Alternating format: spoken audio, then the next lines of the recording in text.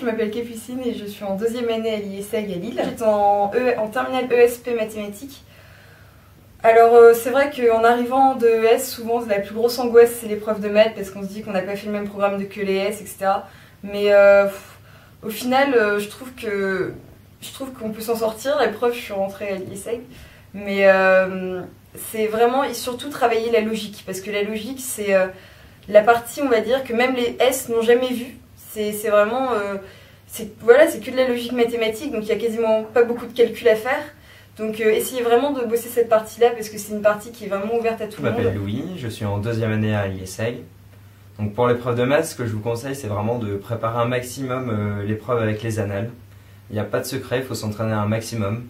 D'autant plus que d'une année sur l'autre, ça va souvent être les mêmes questions. L'énoncé change, mais la méthode de résolution reste la même.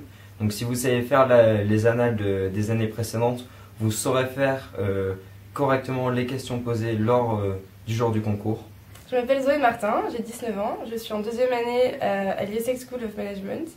Les maths, je me suis entraînée tous les dimanches matins, je faisais. Donc entraînez-vous un maximum. Vous verrez que la première fois c'est difficile, la deuxième fois c'est un petit peu plus facile. À partir de la troisième fois, on commence vraiment à comprendre les mécanismes et on les acquiert assez rapidement. Bonjour, je m'appelle Charlotte Tragus, je suis en première année à l'IESEG.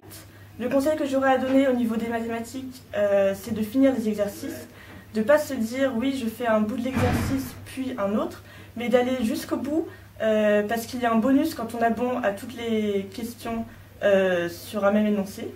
Bonjour, je m'appelle Elliot Gondel. Concernant les concours, écoutez, moi j'ai pas fait de prépa parce que je trouvais ça un petit peu cher. Après, je comprends qu'il y en ait qui aient besoin de faire une prépa. Je me suis pris assez à l'avance, environ 4 à 6 mois avant. Je travaillais par moi-même et c'est vrai que j'ai pris disons 10-15 heures de cours avec un étudiant d'une école qui était à côté de moi qui m'aidait justement, et entre les séances je travaillais beaucoup, surtout pour les maths. Je pense que là-dessus, comme c'est une logique à acquérir, il faut y aller à fond.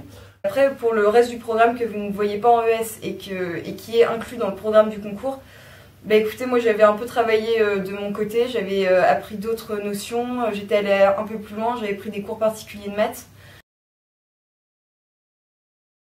Bonjour, je m'appelle Joseph. Pour ce qui est de la préparation, il vaut mieux commencer à travailler aux alentours du mois de février.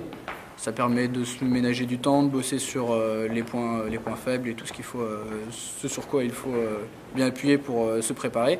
Et le meilleur moyen, bien sûr, de réussir, c'est toujours les annales. Parce que ça nous permet de bien cibler la méthodologie, gérer son timing, puisque ça ne change pas d'une année sur l'autre. Et ça permet donc de préparer au mieux le concours et de se mettre dans des situations le plus proche possible du jour J.